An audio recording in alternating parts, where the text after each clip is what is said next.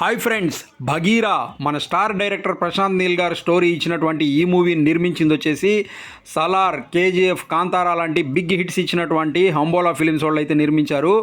ఇందులో హీరోగా వచ్చేసి కన్నడ స్టార్ శ్రీమురళి గారు హీరోగా అయితే చేశారు. ఈ మూవీని కూడా పాన్ ఇండియా రేంజ్లో తెలుగు, తమిళ్, కన్నడ, మలయాళం అన్నిట్లో అయితే రిలీజ్ చేశారు. ఈ మూవీ థియేట్రికల్ రన్ అనేది కంప్లీట్ చేసుకొని ఇప్పుడైతే మనకు ఓటీటీలోకి వచ్చేసింది. సో నెట్ఫ్లిక్స్లో అయితే మనకు ఆల్ లాంగ్వేజెస్లో స్ట్రీమ్ అవుతోంది. ఇక్కడి నుంచి మీరైతే మూవీని చూడొచ్చు. సో నేను కూడా మూవీని అయితే చూశాను. ఈ మూవీ చూసిన తర్వాత ఎలా ఉంది అంటే సినిమా అయితే మనం ఒకసారి చూడొచ్చు అన్న విధంగా ఉంటుంది. ఎందుకంటే మూవీ స్టోరీ పరంగా చూసుకున్నట్లయితే మనకు ఎటువంటి కొత్తదనం ఉండదు. ఆల్రెడీ మనం చాలా సినిమాల్లో చూసిన స్టోరీనే ఉంటుంది. కాకపోతే మూవీని ప్రజెంట్ చేసిన విధానము, మూవీలో ఉన్నటువంటి కొన్ని యాక్షన్ ఎపిసోడ్స్ ఇవి బాగుంటాయి. వీటి కోసం అయితే మూవీని చూడొచ్చు. సో మూవీలో స్టోరీ ఏంటి అనేసి చూసుకున్నట్లయితే హీరోకి వచ్చేసి చిన్నప్పటి నుంచే ఒక సూపర్ హీరో అవ్వాలి అనేసి ఒక కోరిక అయితే ఉంటుందన్నమాట. ఇది తెలుసుకున్న వాళ్ళమ్మ, నువ్వు సూపర్ హీరో అయితే నీకు ప్రత్యేకంగా శక్తులేమి రావు, కాకపోతే నువ్వు గనక 10 మందికి ఉపయోగపడే మంచి పనులు చేస్తే నువ్వే సూపర్ హీరో అన్న విధంగా చెప్తుంది. ఇది విన్న హీరో పోలీస్ ఆఫీస్ అయితే మంచి పనులు చేయొచ్చు అన్న విధంగా పోలీస్ ఆఫీసర్ అవుతాడనమాట పెద్దయ్యి.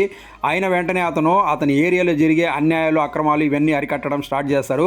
ఇవన్నీ చూసిన పై అధికారులు ఎవరైతే ఉంటారో వాళ్ళందరూ పిలిచి, నువ్వు ఇవన్నీ సినిమాల్లో చేస్తే బాగుంటుంది, కానీ రియల్ లైఫ్లో చేస్తే నీకు చాలా ప్రాబ్లమ్స్ వస్తాయి, కాబట్టి నువ్వు ఇంక నుంచి ఇవన్నీ నిలిపేయి అని చెప్తారు. సో ఇది విన్న తర్వాత హీరోకి కొంచెం కోపం వస్తుంది, ఫ్రస్ట్రేషన్ అవుతాడనమాట. అటువంటప్పుడు హీరోకి ఒక ఇన్సిడెంట్ జరుగుతుంది అతని కళ్ళ ముందు. అది చూసి కూడా ఏం చేయలేడు పోలీస్ ఆఫీస్ డ్రెస్లో. అప్పుడు ఇతనికి ఒక ఐడియా వస్తుంది, మనం పోలీస్ డ్రెస్లో ఏం చేయలేము, కాబట్టి మనం ఒక కొత్త అవతారం ఎత్తాలి. ఈ కొత్త అవతారం ఎత్తి మన ముందు జరిగేటటువంటి అన్యాయాల్ని అరికట్టాలి అనేసి అనుకుంటాడు. అప్పుడే ఈ యొక్క ముసుగు వేసుకొని భగీరా అనే అవతారం ఎత్తుతాడనమాట.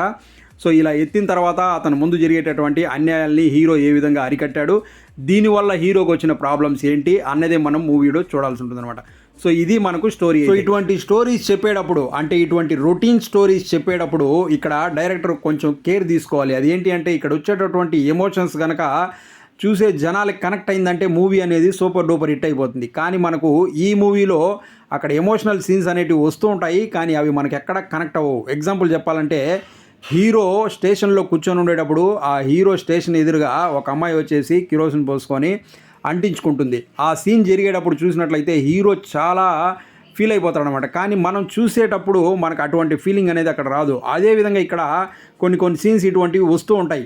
అలా వచ్చినప్పుడు ఆ సీన్ కనుక మనం చూడడానికి, అంటే అంత ఇంపాక్ట్ కనుక ఇచ్చినట్లయితే, చూసే వాళ్ళకు కూడా అంత ఇంపాక్ట్ కనుక వచ్చినట్లయితే ఎక్సలెంట్గా ఉంటుంది. కానీ ఇక్కడ మనకు అంత డెప్త్ ఉన్నటువంటి సీన్స్ పండకపోవడమే మనకి ఇందులో కొంచెం మైనస్ అని చెప్పచ్చు.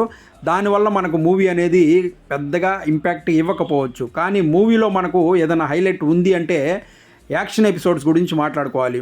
మనకు మూవీ స్టార్టింగ్ నుంచే ఆ యాక్షన్ ఎపిసోడ్స్ మీదే డైరెక్టరు ఎక్కువ ఫోకస్ చేశారనిపిస్తుంది. యాక్షన్ ఎపిసోడ్స్ అన్నీ కూడా ఇరగొట్టారని చెప్పచ్చు. యాక్షన్ ఎపిసోడ్స్ మాత్రం సూపర్గా తీశారు డైరెక్టర్.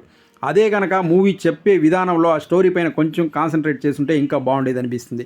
అలాగే మూవీలో యాక్ట్ చేసిన వాళ్ళ గురించి మాట్లాడుకున్నట్లయితే శ్రీమురళి గారు ఇందులో పర్ఫెక్ట్గా సెట్ అయ్యారని చెప్పచ్చు ఆ రోల్కి.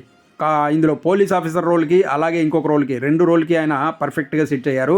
సూపర్గా ఉంది ఆయన క్యారెక్టర్. సో అలాగే ఇందులో హీరోయిన్గా చేసినటువంటి రుక్మిణి వసంతి గారు, ఈమె క్యారెక్టర్ కూడా బాగుంటుంది. ఆమె క్యారెక్టర్ వరకు ఆమె బాగానే చేసింది. ఆమె ఉన్నది కొంతసేపు అయినా ఓకే అన్నట్టుగా ఉంటుంది అనమాట.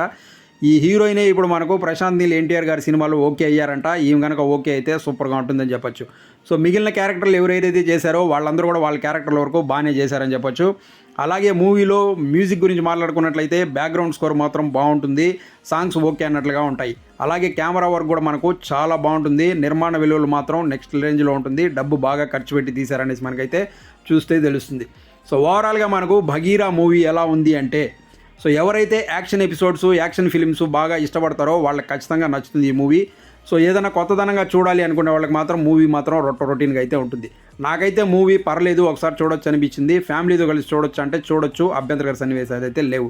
సో అది ఫ్రెండ్స్, చూసారు కదా భగీరా మూవీ రివ్యూ. ఈ వీడియో మీకు నచ్చినట్లయితే లైక్ చేసి ఛానల్ సబ్స్క్రైబ్ చేసుకోండి. మీకు నచ్చే మరో మంచి వీడియోతో మీ ముందు మళ్ళీ వస్తాను. Thanks for watching this video. Thank you very much.